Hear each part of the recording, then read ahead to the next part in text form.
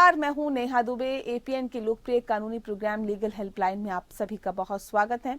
इसमें हमारे कानूनी विशेषज्ञ रोजमर्रा की जिंदगी की समस्याओं से जुड़े कानूनी मसलों पर आपकी शंकाओं का समाधान करते हैं। आप भी इस खास कार्यक्रम के माध्यम से जुड़ सकते हैं और फोन करके कानूनी राय ले सकते हैं। आज हम आपको भ्रूण की टेस्टिंग, गर्भपात और भ्रूण हत्या से जुड़े हुए कानूनी प्रावधान की जानकारी आपको देंगे। लिंग परीक्षण जांच के बाद जन्म से पहले मां के गर्भ से लड़की के भ्रूण को समाप्त करने के लिए गर्भपात की प्रक्रिया को भ्रूण हत्या कहते हैं। कन्या भ्रूण या कोई भी लिंग परीक्षण भारत में गैर कानूनी है। कन्या भ्रूण हत्या शताब्दियों से चला आ रहा है, खासतौर से उन परिवारों में जो केवल लड़का ही चाहते हैं। इसके पीछे विभिन्न धार्मिक, सामाजिक, आर्थिक और भावनात्मक कारण जुड़े हुए हैं। अब समय बदल चुका है, बहुत बदल चुका है। हालांकि विभिन्न कारण और मान्यताएं कुछ परिवार में आज भी जारी है। सरकार ने इस दुष्प्रथा को रोकने के लिए कानूनी ढांचा भी तैयार किया है। 1964 में स्वास्थ्य मंत्रालय ने एक समिति का गठन किया। शांतिलाल शाह नाम से गठित इस समिति को महिलाओं द्वारा की जा रही गर्भपात की कानूनी वैधता की मांग के मद्देनजर महिला के प्रजनन अधिकार के, मानवाधिकार के मुद्दों पर विचार करने का काम सौंपा गया। 1971 में संसद में गर्भ की चिकित्सीय समाप्ति अधिनियम 1971 या MTP एक्ट पारित हुआ, जो कि 1 अप्रैल 1972 को लागू हुआ। Medical termination of pregnancy act 1971 मानवता और चिकित्सा के आधार पर पंजीकृत चिकित्सकों को गर्भपात का अधिकार प्रदान करता है। लिंग चयन प्रतिबंध अधिनियम आपको बता दें कि 94 गर्भधारण से पहले या उसके बाद लिंग चयन के प्रतिबंध इसके ऊपर लगाता है। यही कानून कन्या भ्रूण हत्या को रोकने के लिए प्रसव से पहले लिंग निर्धारण से जुड़े टेस्ट पर भी प्रतिबंध लगाता है। भ्रूण हत्या को रोकने में ये कानून उपयोगी है। तो ये बहुत बुनियादी जानकारी थी। बहुत विस्तार से जानकारी देने के लिए, भ्रूण हत्या से जुड़े तमाम पहलुओं को समझाने के लिए और विस्तार से इस विषय के बारे में समझाने के लिए हमारे साथ आज कानूनी विशेषज्ञ अधिवक्ता राजेंद्र साहू जी हैं। साहू जी, बहुत स्वागत है आपका। नमस्कार नेहा जी। जी, राजेंद्र साहू जी, आपको भ्रूण की टेस्टिंग और गर्भपात से जुड़े हुए तमाम कानूनी पहलुओं को समझाने की कोशिश करेंगे, आपको जानकारी देंगे। अगर आपका भी कोई सवाल है इस विषय से के साथ जुड़ा हुआ तो आप हमें कॉल कर सकते हैं। फोन लाइंस खोल चुकी है। तो विषय एक बार फिर से आपको समझा देते हैं, बता देते हैं। भ्रूण हत्या से जुड़ी कानूनी जानकारी अगर आपको चाहिए तो आप फोन कर सकते हैं 012061279337। दूसरा नंबर हमारा है 012061279338। इन दोनों ही नंबर्स पर कॉल कर सकते हैं। भ्रूण हत्या से जुड़ी हुई जानकारी आप ले सकते हैं।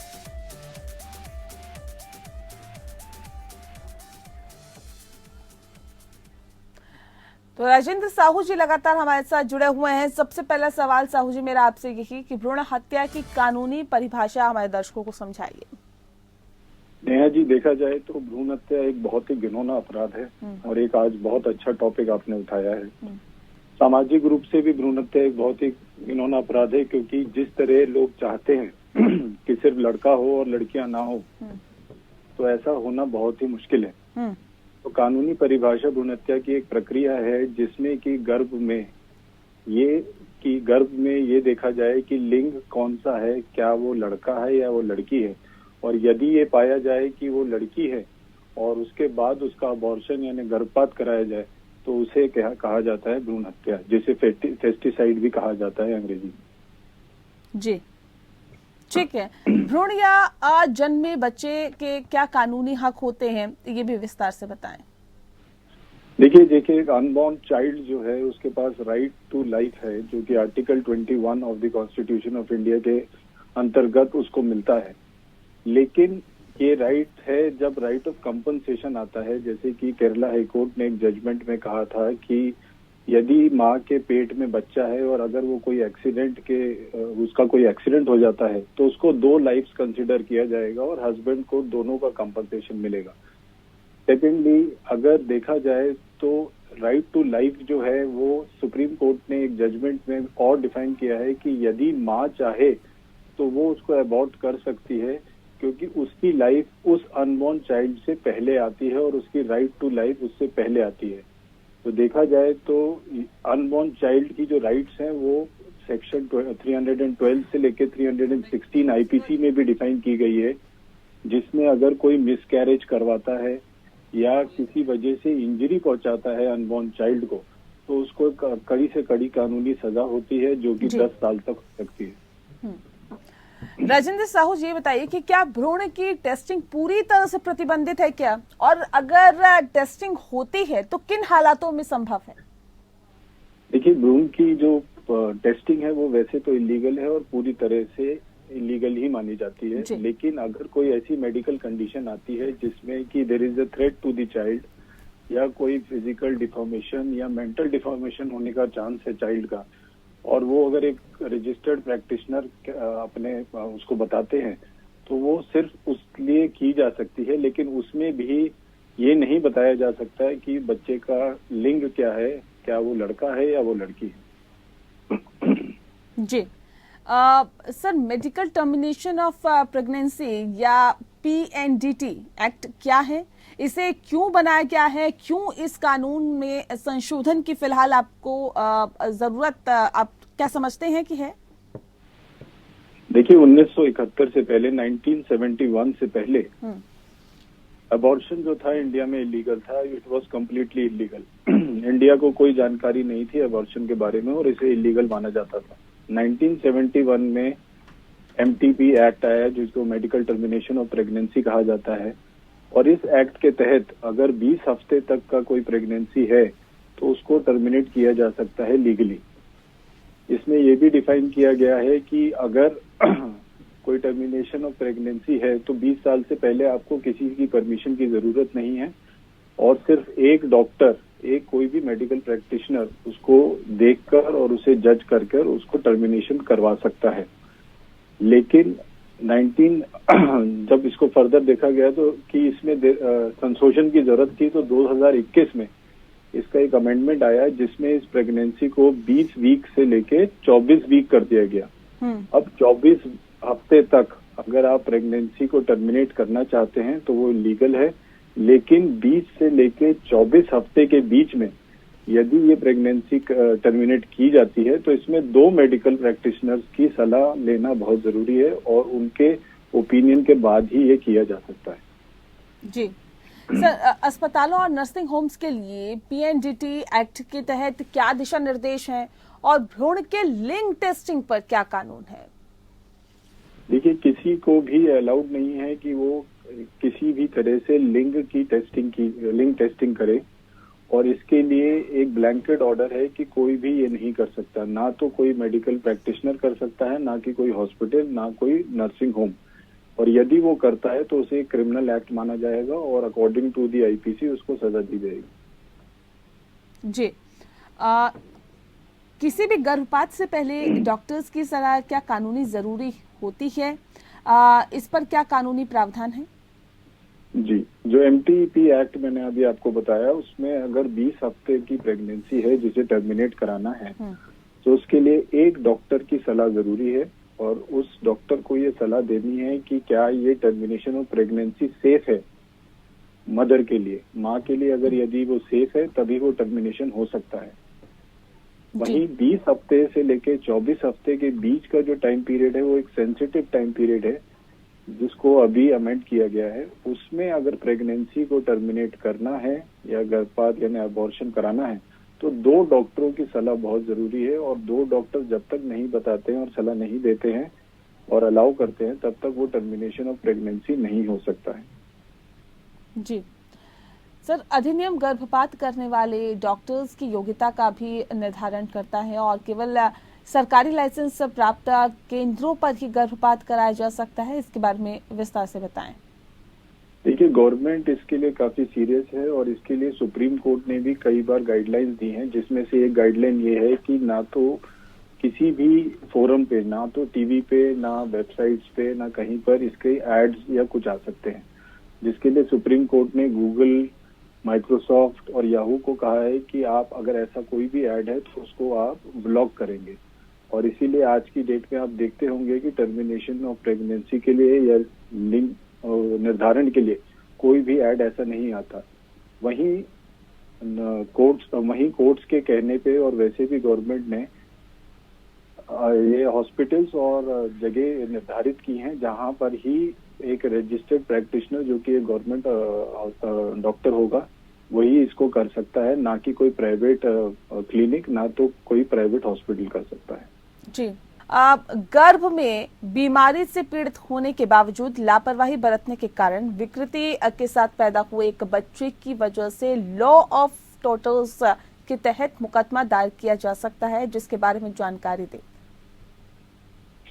देखिए, जिस तरह का आपका सवाल है, मैं जरा ये समझना चाहूंगा कि आप ये कहना चाहते हैं कि बच्चा लीगल है या इलीगल है या किसी रेप विक्टिम का है? नहीं सर, अगर विकृति के तौर पर है, जैसे पीड़िता जो पीड़ित है, जैसे गर्भ में बीमारी से पीड़ित होने पर, जैसे कोई भी बीमारी बच्चे को लग जाती है, उस कंडीशन में क्या होता है?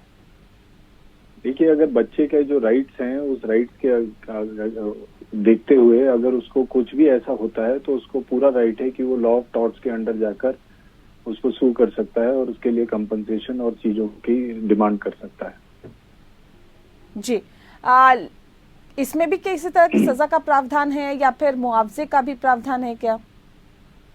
जी हाँ, कंपनसेशन जो मैंने आपको बताया है, जो मुआवजा है वो देने का प्रावधान है। ठीक है। और उसको पूरा राइट है कि वो कंपनसेशन क्लेम कर सकता है, क्योंकि देखिए बेसिकली अगर देखा जाए तो कोई लॉ ऑफ टॉर्ट्स होता है कि अगर कोई भी चीज ऐसी होती है जिसकी वजह से किसी को कोई क्षति होती है तो उसका एक आखिरी रास्ता सिर्फ और सिर्फ कंपनसेशन ही रह जाता है, जिसके थ्रू उसको कंपनसेट किया जाए फ्यूचर लाइफ के लिए। लिंग टेस्टिंग, चयन या लिंग का पूर्व निर्धारण की सेवा देने वाले विज्ञापनों के प्रकाशन पर क्या नियम कानून है? जी, जैसे मैंने आपको बताया कि विज्ञापनों पे सुप्रीम कोर्ट ने स्पेशल गाइडलाइंस दी हैं। जितने भी प्लेटफॉर्म्स हैं जैसे कि गूगल है, यूट्यूब है और माइक्रोसॉफ्ट, उन्हें ये कहा गया है कि आपको जितने भी इस टाइप के विज्ञापन हैं उनको ब्लॉक करना है और उनको ब्लॉक करने का और उनको आगे नहीं आने देना है, ताकि वो आम जनता के सामने ना आए और जिसकी वजह से उनको एक गलत धारणा जाए कि ये एक लीगल इशू भी हो सकता है और इसको करने में कोई परेशानी नहीं है। इसीलिए जितने भी ये प्लेटफॉर्म्स हैं, गूगल है और जितने भी प्लेटफॉर्म्स हैं जो कि एडवर्टाइजिंग को करते हैं, आप देखेंगे कि किसी भी वेबसाइट पे इस तरह का कोई भी ऐड नहीं आता है, because of the guidelines laid down by the honourable Supreme Court of India. जी सर, अगर कोई बलात्कार पीड़िता गर्भपात कराना चाहती है तो क्या कानूनी प्रक्रिया का पालन ही करना होगा? देखिए, 20 हफ्ते से पहले अभी तक जो आप देखते हैं कानून, जब तक 1971 से लेके अभी तक 1922 तक 2022 तक, अभी तक इसमें बहुत परेशानी थी और इसमें जो रेप विक्टिम थे उनको कोर्ट के दरवाजा खटखटाना पड़ता था, जिसमें से सिर्फ 17% को ही कोर्ट अलाउ करता था।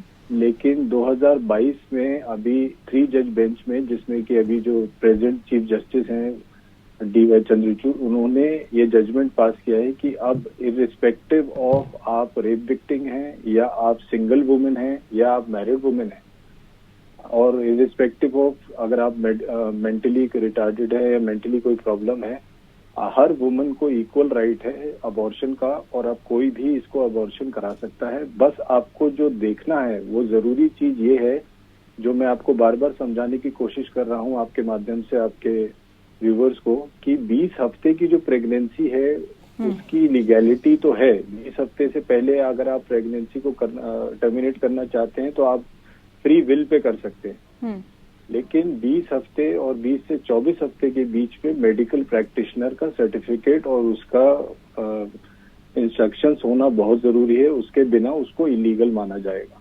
जी। तो आज की डेट में अगर आप देखें तो रेप विक्टिम्स को और हर वुमन को फुल राइट है कि अगर वो उसको अपनी बॉडी से टर्मिनेट करना चाहते हैं उस प्रेगनेंसी को, तो वो कर सकते हैं according to the judgment of Supreme Court, recent judgment of Supreme Court in 2022। जी सर, नाबालिग के केस में कानून क्या कहता है? देखिए, माइनर आज अभी जैसे मैंने आपको बताया कि जितने अब जो जजमेंट है वो जजमेंट माइनर्स को भी कवर करता है।